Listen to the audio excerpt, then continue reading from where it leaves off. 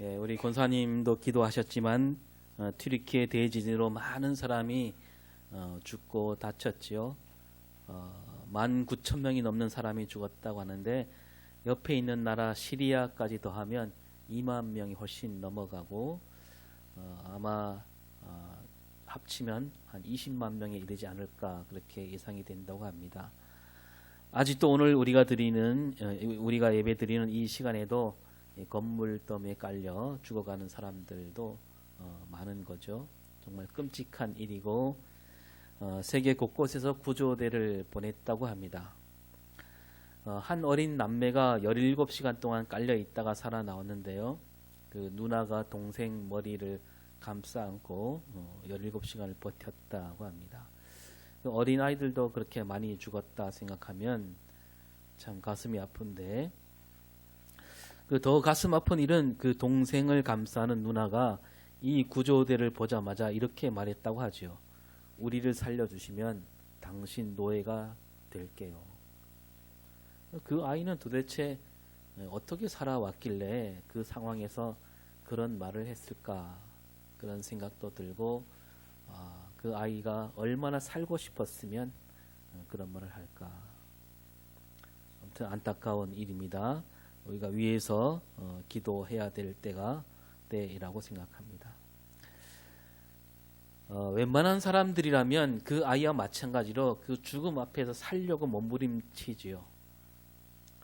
그런데 또 가만히 보면 그렇지 않은 사람들도 꽤 있는 것 같습니다. 사는 것보다 죽는 게 더 낫다, 그렇게 여기는 사람들도 있는데, 사는 게 너무 힘들어서 죽지 못해 사는 사람들도 있습니다. 죽지 못해 사는 사람들, 이 사람들 가운데에서 정말 나쁜 생각을 품고 스스로 목숨을 끊는 이들도 있고요. 또 그냥 될 대로 되라 하면서 막 사는 사람들도 있습니다. 또는 세상살이에 미련을 버리고 산속으로 들어간 사람이 있는가 하면 또 자기 몸을 자기 스스로 힘들게 하는 사람들도 있습니다. 또 어떤 사람들은 저 하늘만 바라보며 살기도 하지요. 그러니까 이 세상에서 사는 삶이 힘드니까 빨리 천국 가서 고통도 슬픔도 눈물도 없이 거기서 영원히 즐겁게 살면 좋겠다, 그렇게 말하는 사람도 있습니다. 제가 자주 말씀드리지만 우리 기독교 신앙은 죽은 다음에 가는 저 하늘, 저 천국만 바라보는 신앙이 아니라고 했습니다. 오늘 우리가 이 땅에서 어떻게 살아야 하는가? 예수님이 말씀하신 하나님 나라는 바로 여기 우리가 사는 이 땅에서 이루어지고 있다라는 이 진리를 믿는 신앙이 우리 기독교 신앙이라고 했습니다. 오늘 우리가 읽은 말씀에도 기독교 신앙을 잘못 받아들인 사람들이 나오고 있는데, 고린도전서 15장 말씀은 부활장이라고 부르잖아요. 부활에 대한 말씀이 많이 나오고 있습니다. 읽은 말씀 12절을 읽어보겠습니다.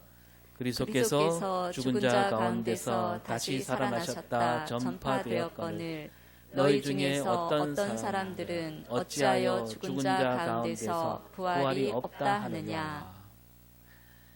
그 부활이 없다라고 하는 사람들이 있는 거죠. 여러분, 이 구절을 읽으면 어떻습니까? 그냥 넘어갈 수 없는 구절 아닌가요? 자, 죽은 자 가운데서 부활이 없다라고 하는 사람, 그런 사람이 뭐 얼마든지 있을 수 있지 않습니까? 근데 새삼스럽게 왜 우리가 이 구절을 그냥 넘어갈 수 없느냐? 가만히 보시면 너희 중에서 이렇게 말하잖아요. 너희 중에서. 너희가 누구예요? 여기서 말하는 너희 중에서 너희가 누굽니까? 고린도 교회에 다니는 사람 중에서라는 거 아닙니까? 예수를 믿고 고린도 교회 교인이 된 사람들, 그 사람들 가운데서 부활이 없다라고 하는 이들이 있다는 거죠. 부활이 없대요. 예수 믿지 않는 사람들, 교회 안에 있지 않은 사람들이 얼마든지 그렇게 말할 수 있습니다. 에이, 어떻게 죽은 사람이 다시 살아나느냐, 말도 안 된다, 그럴 수 있습니다.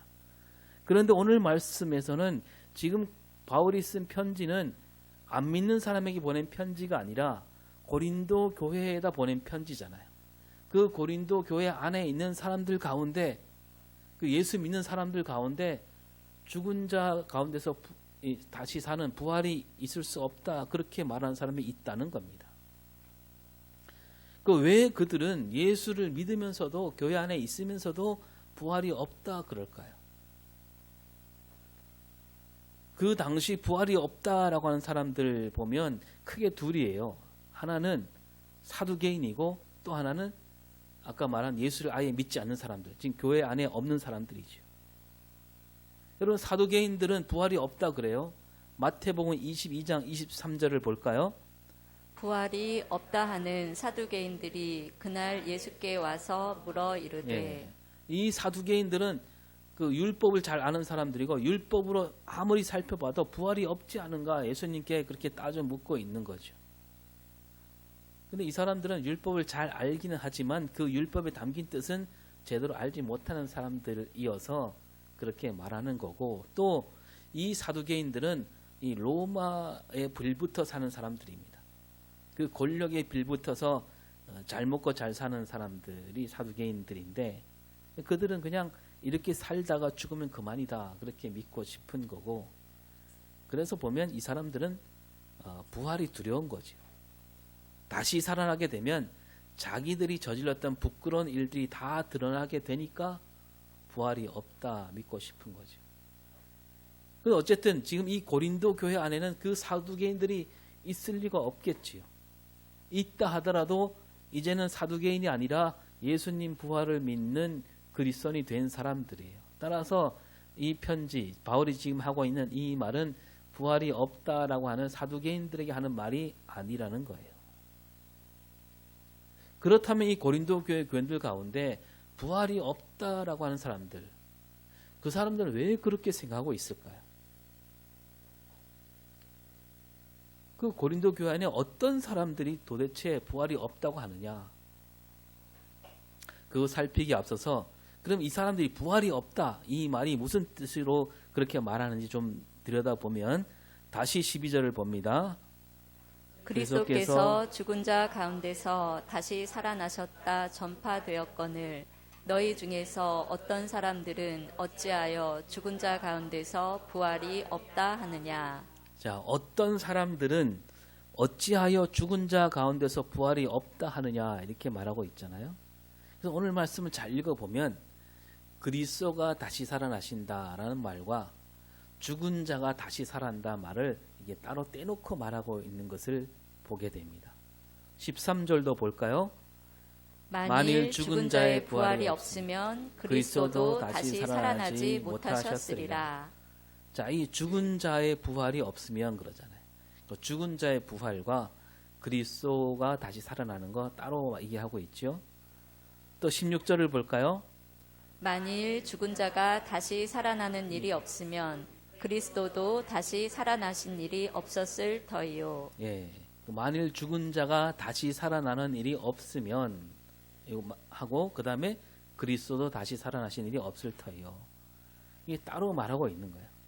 그러니까 따라서 이 죽은 자 가운데서 부활이 없다라고 하는 이 사람들은 예수님이 다시 살아났다, 그걸 믿지 않는다, 그런 뜻이 아니라는 거예요.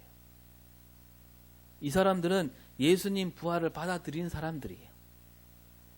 근데 예수님이 다시 살아나셨다, 이건 받아들이되 죽은 사람이 다시 살아나는 일, 예수님 부활은 믿는데 죽은 사람이 다시 살아난다, 이거는 받아들이지 않는다는 뜻이죠.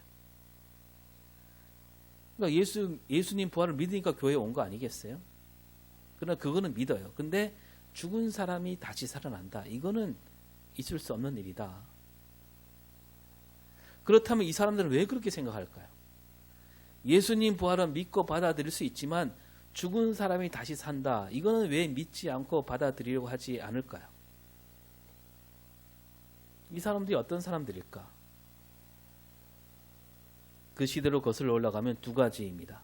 하나는 영지주의자들입니다. 영지주의자들은 죽은 몸이 다시 살아난다, 이거를 믿지 않는 사람들, 아니 믿을 수 없는 사람들이죠. 또 하나는 겁이 많은 사람들이라고 할 수 있습니다.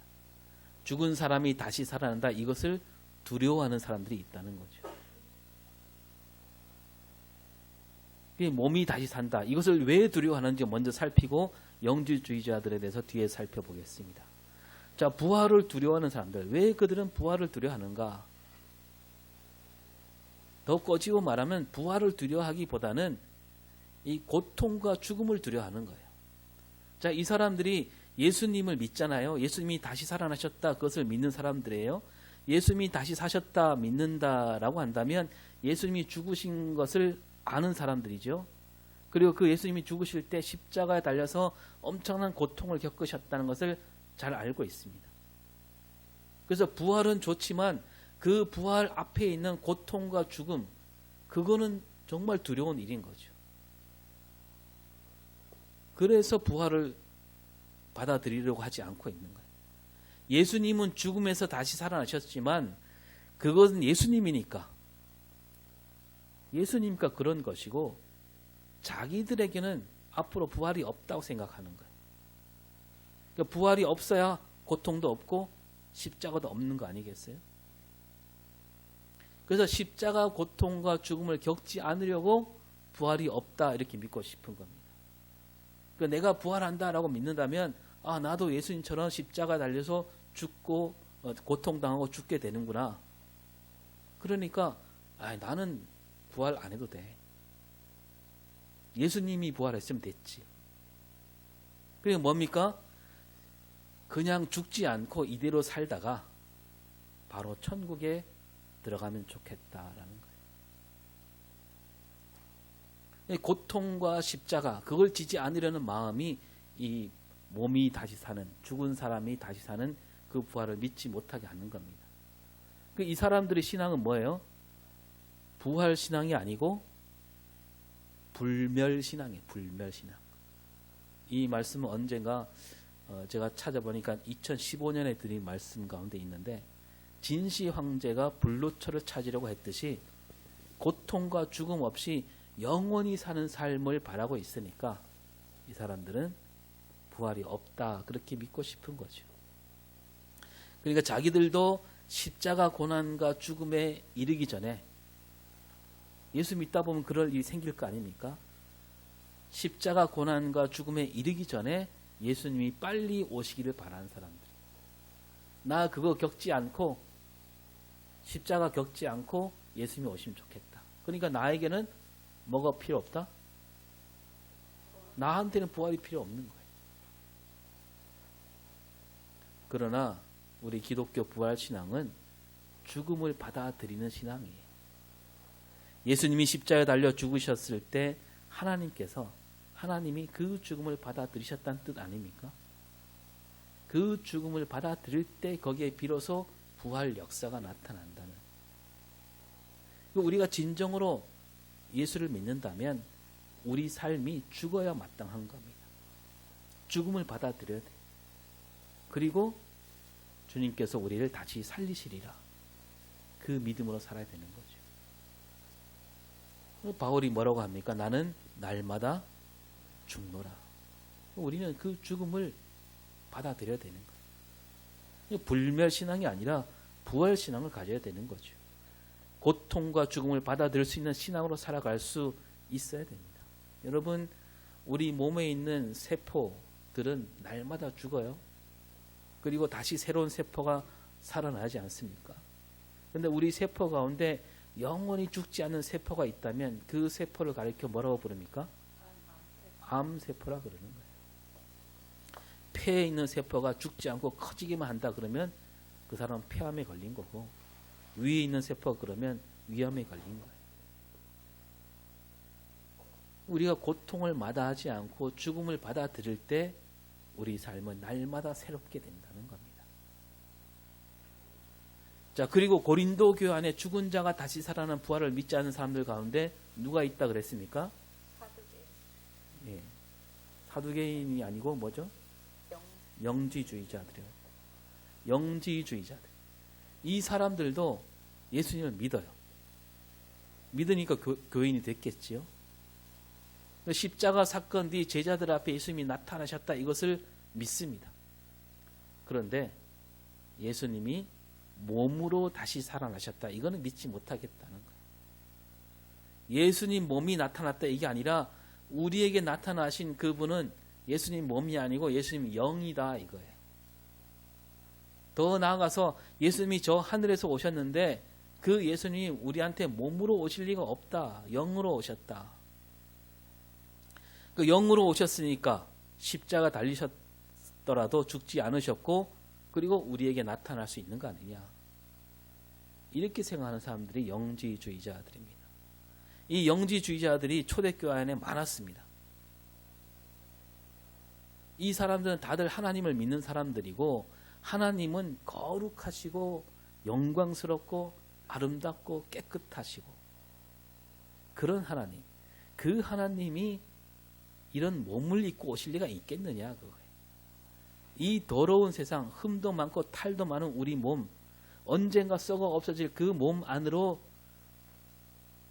그 하나님이 들어오실 턱이 있느냐 그런 생각. 이 영지주의자들은요 그리스 헬라 철학의 영향을 받았는데요. 이것도 언젠가 말씀드렸어요.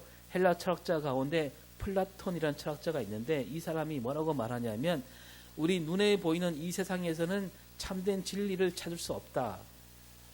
눈에 보이는 세상은 마치 동굴 안과 같다 그랬습니다. 동굴 안에서 동굴 밖을 결코 갈 수 없는데 우리 귀에 들리는 새 소리, 뭐 물소리, 짐승 우는 소리 그 소리가 들리긴 하지만 눈으로 볼 수는 없다. 우리가 보는 것, 우리가 볼 수 있다면 그것은 그 그림자일 뿐이다. 동굴 안에서 그림자만 본다는 거죠. 그 동굴 밖에 사자가 지나가잖아요. 그 그림자가 동굴 안에 비칩니다. 그럼 그 그림자를 보면서 아, 사자가 지나가는구나. 그 그림자가 사자인 줄 안다는 거예요. 그 세상살이가 다 그렇다 이겁니다. 우리가 살아있는 동안에는 아무것도 제대로 볼 수도 없고 들을 수도 없고 만질 수도 없다는 거죠. 그리고 더 나가서 우리가 동굴 안에 살 수밖에 없는데 우리는 그 악하고 더럽기 때문에 그럴 수밖에 없다. 참된 세상은 저 밖에 있다라는 거. 이런 철학을 가르쳐서 이원론이라고 부르는데 이 이원론을 그대로 받아들인 사람들이 바로 영지주의자들이에요. 그 헬라 철학으로 보니까 다 들어맞는 거예요. 예수님이 이 땅에 오신 일, 다시 살아나신 일, 이거 보니까 이원론으로 보니까 다 맞아떨어지는 거죠. 그리고요 거기에다가 그 시대가 어떤 시대입니까? 전쟁으로 얼룩진 시대입니다. 싸우고 죽고 죽이고 그런 일이 밥 먹듯 일어난 시대. 그래서 제정신으로 살아내기 힘들겠죠. 온갖 더러운 일들이 늘 눈앞에서 벌어지고 있습니다. 이 땅에서 사는 삶이 곧 괴로움이고 고통 아니겠습니까? 그래서 빨리 이 몸에서 벗어나고 싶은 거예요. 고통, 아픔, 슬픔, 괴로움, 죽음 그 이겨내는 길이 바로 거기 영지주의자가 하는 말 속에 담겨 있구나 이거죠. 그래서 이 또한 지나가리라 하면서 조금만 참고 견디면 이제 곧 저 동굴 밖, 저 아름다운 세계, 그 영적인 세계에 들어서리라. 이렇게 생각하니까 몸이 다시 살아난다. 이 더러운 몸이 다시 산다. 이거는 끔찍한 일이라는 거예요. 또다시 그 더러운 몸을 입어야 한다니 아니 그럴 수 없다는 거예요. 그래서 이들은 죽은 몸이 죽은 자 가운데서 부활이 없다. 아니 부활이 없어야 한다. 그 영지주의자들과 거기에 물든 사람들은 그렇게 믿으며 살고 있는 거죠. 그러나 우리 기독교는요. 우리가 믿는 하나님은 이 영과 육을 따로 떼놓지 않으십니다. 하나님께서 우리를 지으실 때 몸도 만드시고 영도 만드셨고 몸과 영을 하나로 엮어 놓으셨습니다. 그게 사람이에요. 그리고 성경을 읽은 우리가 잘 알듯이 다시 살아나신 예수님이 영으로만 나타나셨나요? 복음서에서는 다시 사신 예수님 제자들 앞에 나타나신 이야기가 나오는데요. 요한복음 20장 19절을 볼까요? 시작. 이날 곧 안식 후 첫날 저녁 때 제자들이 유대인들을 두려워하여 모인 곳에 문을 닫았더니 예수께서 오사 가운데 서서 이르시되 너희에게 평강이 있을지어다. 자, 제자들이 모여 있는데 문을 닫았다 그랬잖아요. 굳이 닫았다 이 말을 쓰고 있습니다. 닫았는데 예수님이 들어오셨어요. 어떻게 들어오셨을까요? 문을 열고 들어오셨나요? 문을 열지 않고 들어오셨다는 거예요. 그래서 이것만 보면 예수님이 영으로만 나타나셨구나 그렇게 생각할 수 있겠지요. 근데 바로 20절에 뭐라고 합니까? 시작. 이 말씀을 하시고 손과 옆구리를 보이시니 제자들이 주를 보고 기뻐하더라. 예. 그 제자들이 잘못 생각할까봐 예수님이 바로 몸을 보이셨다는 거예요. 내가 영으로만 여기 온 게 아니라 몸으로 왔다라는 거예요. 그리고 그 자리에 도마가 없었잖아요. 그 도마가 있을 때 또 나타나셔서 그 도마에게 또 몸을 보이십니다. 그러니까 이 말씀도 바로 이 영지주의자들 겨냥해서 하는 그런 구절들인 겁니다. 그 영과 몸이 분리되어 있지 않다는 거예요. 바울도 로마서 12장 1절에서 뭐라고 합니까? 시작. 또 형제들아 내가 하나님의 모든 자비하심으로 너희를 권하노니 너희 몸을 하나님이 기뻐하시는 거룩한 산 제물로 드리라. 이는 너희가 드릴 영적 예배니라. 영적 예배라고 하는데 그 영적 예배가 뭐냐 하면 너희 몸을 하나님께 드리라는 거예요. 영과 몸이 따로 떨어져 있지 않다고 성경 곳곳에서 우리에게 말씀하고 있습니다. 그 사람 그 시대 그런 사람들이 있었기 때문이에요. 영지주의자들. 근데 오늘도 이 영지주의에 물든 사람들이 있어요. 그 세상을 볼 때 자꾸 영과 육으로 나누어 봅니다. 옛날 영지주의와 똑같지는 않지만 들여다보면 그 뿌리가 영지주의에 있어요. 그래서 여러분 그런 말 자주 하잖아요. 영적으로 보면 뭐 어떻다. 영적으로 문제가 있다. 영안이 열려야 된다. 심지어 이렇게 생각하기도 합니다. 내 삶에는 내 몸은 문제가 많을지라도 우리가 영적으로만 깨어 있으면 된다. 영적으로만 바로 서 있으면 구원에 지장이 없다. 아니에요. 영과 몸은 성경에서는 하나님은 영과 몸은 하나로 만드셨어요. 영은 깨끗하고 몸은 더럽다. 그럴 수 없는 거예요. 영이 더러우면 몸도 더럽고 영이 깨끗하면 몸도 깨끗한 겁니다. 예수님이 이런 말씀 하셨잖아요. 마태복음 12장 33절에 시작. 또 좋다 하든지 나무도 좋지 않고 열매도 좋지 않다 하든지 하라. 그 열매로 나무를 아느니라. 예. 예수 믿는다면 몸도 마음도 다 예수 안에 있어야 되는 거예요. 예수를 믿는다 할 때 내 영만 믿고 몸은 아직 안 믿는다. 그럴 수 없다는 겁니다. 그래서 예수 믿을 때 우리 삶이 달라지지 않는다면 그 사람은 예수님을 제대로 믿는다라고 할 수 없는 거예요. 그리고 예수님이 다시 오시는 날 우리는 새로운 몸을 입게 됩니다.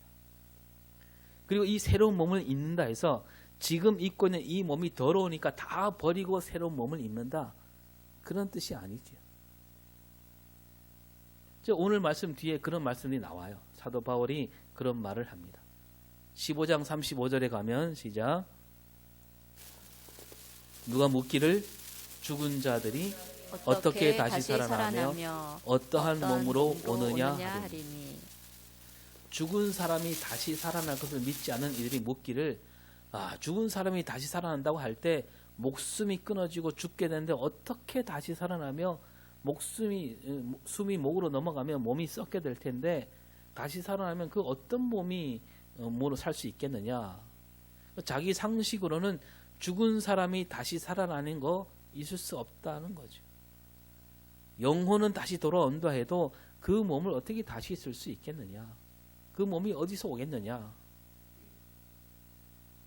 그래서 그 사람들은 더러운 몸은 버리고 영으로만 새롭게 사는 거 아니냐 그거예요. 바울이 거기에 대해서 이렇게 말합니다. 36절 37절에서 어리석은 자여 네가 뿌리는 씨가 죽지 않으면 살아나지 못하겠고 또 네가 뿌리는 것은 장래 형체를 뿌린 것이 아니요 다만 밀이나 다른 것의 알맹이 뿐이로되 라고 하면서 38절에 하나님이 그 뜻대로 그에게 형체를 주시되 각 종자에게 그 형체를 주시느니라. 이거 바울이 뭔가 좀 안다고 하는 그 사람들에게 어리석은 자라고 부르면서 야, 알려면 좀 똑바로 알라 그런 거죠. 하나만 알고 둘은 모르지 않느냐. 다시 살아난다 하는 것이 이 땅에서 살아간 삶을 되풀이하는 것이 아니라는 겁니다. 그 사람들은 지금 눈에 보이는 것만 보고 있다는 거죠. 바울이 우리가 다시 살아날다 할 때 이것을 씨앗으로 풀어주고 있잖아요. 씨를 땅에 뿌릴 때 그 씨가 썩지 않으면 싹이 날 수 없어요. 예수님도 그런 말씀하셨잖아요. 그 씨가 또 싹으로 나올 때 씨 모양 그대로 나오는 것이 아니다. 밀을 뿌린다 할 때 다 자란 밀을 그대로 씨 모양 밀이 나오는 게 그게 아니라 거두어 들인 그 밀에서 그 씨앗만 뿌린다는 거예요. 근데 그 씨앗 안에 뭐가 들어있어요? 앞으로 자랄 그 밀, 다 자란 밀이 그 씨앗 안에 담겨 있는 거예요. 근데 그 씨가 없어지면서 싹이 나오잖아요. 그 나올 때는 밀대와 같이 나오게 되는 거죠. 이것이 바로 지금 이 땅에서 살아가는 우리 인생과 나중에 다시 살게 되는 그 삶을 나타내는 말이라는 거예요. 그러니까 지금 우리 몸은 뭐예요? 지금 우리 몸은 땅에 심겨져 있는 밀알 씨앗과 같다는 거예요. 그리고 우리가 새로운 몸을 입을 때 다시 살아날 때는 그 모습 그대로 씨가 올라오는 게 아니라 그 씨에서 싹이 솟아오르는 새로운 모습으로 살게 된다는 거죠. 여러분, 예수님이 무덤에서 다시 살아나실 때도 새로운 몸을 입으셨어요. 그 몸의 상처는 제자들에게 보여주려고 보여주셨지만 그러나 그 몸 자체는 새로운 몸이에요. 그래서 줄곧 따라다녔던 마리아도 예수님을 처음 봤을 때 예수님을 몰라봤습니다. 엠마로 내려가는 제자들도 예수님과 함께 길을 가면서 이야기를 나누면서도 예수님을 알아보지 못했어요. 예수님 몸이 신령한 몸으로 바뀌었기 때문이에요. 썩은 몸으로 어떻게 다시 살겠느냐, 그 물음이 아주 똑똑한 물음 같지만 바울은 아주 보기 좋게 되받아치는 거죠. 다시 살아나는 세상과 지금과 전혀 다를 것이라는, 세상이 지금과 전혀 다를 것이라는 생각을 그들은 조금도 하지 못했던 겁니다. 지금 살아가는 세상에 정신이 팔려 있기 때문 아닙니까? 그들은 그러니까 새로운 세상을 바라지 않았던 거예요. 그러니까 지금 이대로가 좋았다는 거예요. 지금 이대로가 좋으니까 새로운 세상을 꿈꿀 까닭이 없었던 거죠. 그들은 생각이 모자랐다기보다 아예 생각하기로 하지 않기로 마음 먹은 사람들. 오늘 19절에서 이렇게 말합니다. 시작. 만일 그리스도 안에서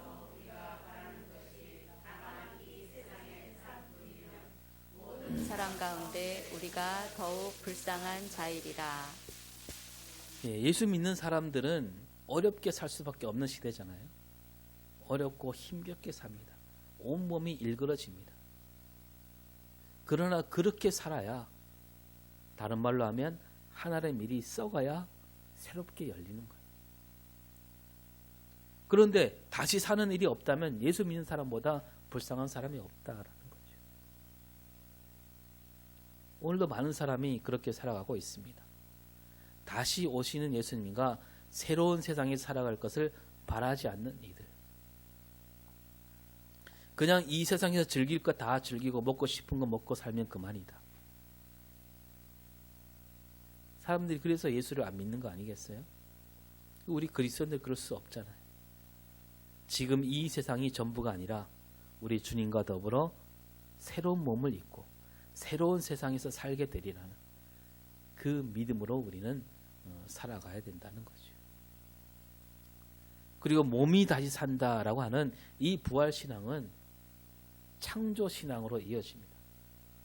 우리 몸이 죽음에서 다시 살아난다. 이것은 하나님이 태초에 생명을 지으신 것과 같은 이치 아닙니까? 앞에 잠깐 나누었지만 하나님이 우리 지으실 때 우리 영혼만 지은 게 아니고 우리 몸도 지으셨습니다. 죄를 지어 우리가 죄인이 되긴 했지만 그렇다고 해서 하나님이 앞으로 네 몸은 버려야 된다. 쓸데없다. 영혼만 건지겠다. 그렇게 말씀하지 않습니다. 그래서 예수님이 이 땅에 보내실 때 굳이 몸을 입게 하시고 우리에게 보내주셨고 그 몸과 영혼 다 건지시고자 보내주신 거예요. 그래서 몸이 다시 산다라고 하는 그 부활을 믿지 않는다면 창조도 믿지 않는다는 얘기가 되는 거죠. 오늘 14절에서 뭐라고 합니까? 시작. 그리스도께서 만일 다시 살아나지 못하셨으면 우리가 전파하는 것도 헛것이요 또 너희 믿음도 헛것이며. 예. 이 말은 다시 풀어서 보면 뭐냐면 그리스도께서 몸으로 다시 살아나시지 않았더라면 이란 뜻이에요. 몸이 다시 사는 부활을 믿지 못한다면 우리 모든 믿음이 헛것이 된다. 그래서 믿음이 뭡니까? 하나님께서 살아계심을 믿고 하나님께서 하신 일을 믿는 믿음을 가리킵니다. 하나님을 믿는 사람이라면 몸이 다시 사는 이 부활도 믿을 수밖에 없지 않느냐. 하나님을 믿는다. 하나님께서 세상을 지으셨음을 믿는 거죠. 하나님이 지으실 때 아무것도 없는 어둠 가운데서 생명을 지으셨습니다. 그러니까 죽음 가운데서 생명을 지으셨잖아요. 여러분 그 우주를 보면 온통 죽음밖에 없잖아요. 혼돈이 가득한 시대죠. 지금도 그래요, 여러분. 지금도 여러분 우주를 보세요. 우리 태양계 아니면 수성, 금성, 화성, 목성, 토성, 천왕성, 해왕성. 우리가 멀리서 보면 아름답게 보이지만 그 어디에도 생명이 없어요. 그러니까 하나님은 그런 캄캄한 죽음 가운데서 생명을 지으셨습니다. 그 하나님을 믿는다면 예수님이 몸을 입고 이 땅에 오셨다. 이 또한 믿을 수 있어야 되는 겁니다. 그리고 몸을 입고 이 땅에 오셨다가 죽으셨는데 그 몸을 다시 살리신다. 하나님이라면 이것 또한 일도 아니지 않겠습니까? 그래서 하나님을 믿으면서도 예수님이 죽음에서 다시 살아나시면 믿지 못한다면, 그러니까 몸으로 살아났다는 것을 믿지 못한다면 그건 말이 안 되는 거죠. 예수님이 몸으로 다시 살아나시면 믿지 못한다면 하나님이 태초에 세상을 지으셨다는 것도 믿지 못하는 거예요. 몸을 더럽게만 여긴다면 하나님이 지으신 모든 이 만물을 더럽게 여기는 것은 마찬가지 아닙니까? 오늘 20절에 뭐라고 합니까? 시작. 네, 그리스도께서 죽은 자 가운데서 다시 살아나사 잠자는 자들의 첫 열매가 되셨도다. 그러니까 우리가 몸을 입고 살아가듯 예수님도 몸을 입고 이 땅에 오셨고 그 몸에서 물과 피를 다 흘리시고 마지막 숨을 넘기셨습니다. 그 하나님은 그 몸을, 예수님 몸을 다시 살리시면서 우리에게 알려주시고 있는 거죠. 반드시 내가 너희 몸을 다시 살리겠다. 우리가 할 일은 뭐예요? 우리가 예수님이 가신 길로 가면 되는 겁니다. 그 길이 남들이 보기에는 죽음으로 가는 길로 보이지만 하나님이 보시기에는 무슨 길이에요? 다시 사는 생명의 길이 되는 거예요. 겨울에 찬바람에 숨을 죽이고 있던 쑥이 쑥쑥 다시 올라오고 있잖아요. 쑥밭을 일구고 가꾸는 일은 우리가 할 일이지만 그 쑥이 자라게 하는 일, 누가 하신 일입니까? 하나님이 하신 일이에요. 우리 이걸 보면서도 하나님이 우리 몸을 다시 살리신다. 이 진리를 우리가 믿어야 되지 않겠습니까? 지금 입고 있는 우리 몸, 이 몸을 우리가 잘 가꿔야 됩니다. 어떻게 가꿔요? 하나님이 주신 말씀대로 가면, 힘쓰면 그게 가꾸는 거죠. 그러면 우리는 예수 믿는 믿음 안에서 우리 몸이 지금은 늙어가고 있지만, 낡아지고 있지만 하나님이 다시 살리는 길로 이끄신다는 그 믿음으로 살아가는 저와 여러분이 될 수 있기를 바랍니다. 기도하겠습니다.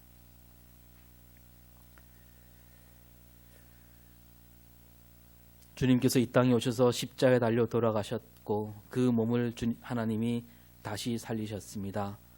우리 몸도 다시 살리시려고 우리를 부르셨는데 우리가 주님 가신 길로 하나님 뜻, 하나님 말씀대로 걸어가는 우리 삶이 되게 하여 주시옵고 다시 살리시는 하나님의 뜻을 마음에 깊이 새기며 살게 하여 주시옵소서. 감사드리며 예수님 이름으로 기도합니다. 아멘.